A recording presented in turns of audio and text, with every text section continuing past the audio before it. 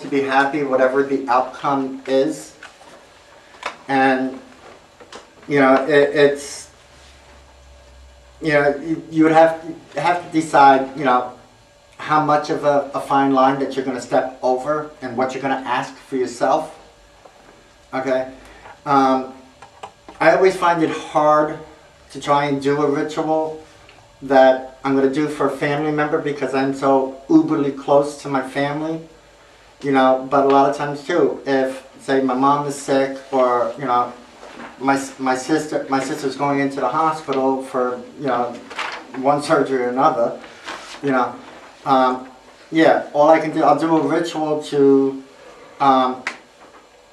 send out healing and positive light and just energy out to them, and I ask for nothing in return. It's just take from me and give it freely. And a lot of times too, I've seen that throughout my 38 years of practicing, that there are many people who do rituals, and even though they're trying to send out positive light to someone, they have to, in order to make it complete, they have to ask something for themselves. So, it's one of those things where, in the Christian world, where they say, oh God, if you just get me through this right now, I swear, I'll go to church every Sunday. Okay, it kind of works the same way with some pagans as well, because it just doesn't work like that. It's either you're going to do it and it comes from your heart, or you don't do it at all. You have to make up your mind that it's everything you're going to do, you're going to be doing from your heart.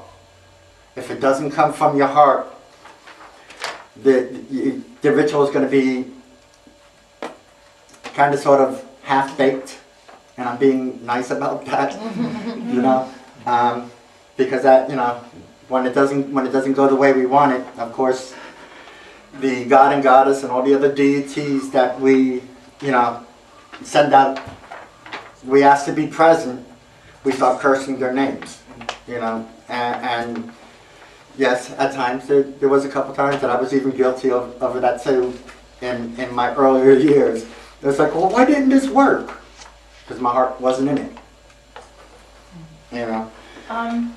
The question I have also is, along with the ritual, like for example, if you're asking for money, if you're asking for weight loss, if you're asking for health, you also have to do other things aside from the ritual. You also have to eat healthier, you also have to save money, you also have to do other things outside of the ritual. Correct. You can't just say, give me more money, God and Goddess, and then go out and go to Vegas. Or that's not going to work. Right. So wait for it to come from that. Yeah, right. So knocking at the door with the check? Yes. Yeah, so it's, kind of gets derailed. Thanks, Gina. Sorry. I'm trying to focus. Yeah, so, and to sum it all up, the long and short is that when it comes to rituals, no matter what it's for, who it's for, or why it's for, there are no shortcuts. There are no substitutes. That's why, there's certain things that have to be said, that has to be done, that has to be offered before, you do any type of spell work. And then at the end, making sure that that heart that you started with is the same heart that you end up with, and giving thanks to everyone, with that same love, that same compassion, that same conviction. It's about, being confident within yourself. And, the words you're speaking, and I can't begin to tell you how many times this one sheet of paper I rewrote prior to tonight. And even with any ritual that I do, you know, between me and another lady, we go through good 10 to 15, maybe 20 versions of just one simple ritual. And I think even including, you know, the Beltane ritual that we're going to be doing down in Bass River. So it's like, you know, and sometimes it's simple to take the ritual we did last year, but things change, feelings change. You know, every day we change.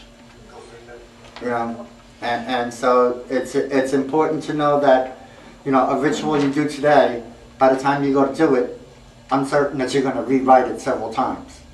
You know, until it's to your perfection. As an individual, we like to make sure everything is perfect. We like to dot all our I's, make sure all the T's are crossed. You know, making sure that the things we're asking for are clear and precise. Especially precise. Especially what? Precise. The gods seem to be very literal. Yes. Yes. Your sense of humor. Yeah.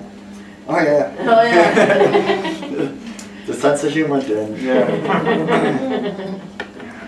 All right. You know, there's also, you know, and I took an account when deciding to do this class that there are some pagans out there that because of their living situations, they're unable to have an altar set up all the time like some of us do, or they can't even burn any incense or candles.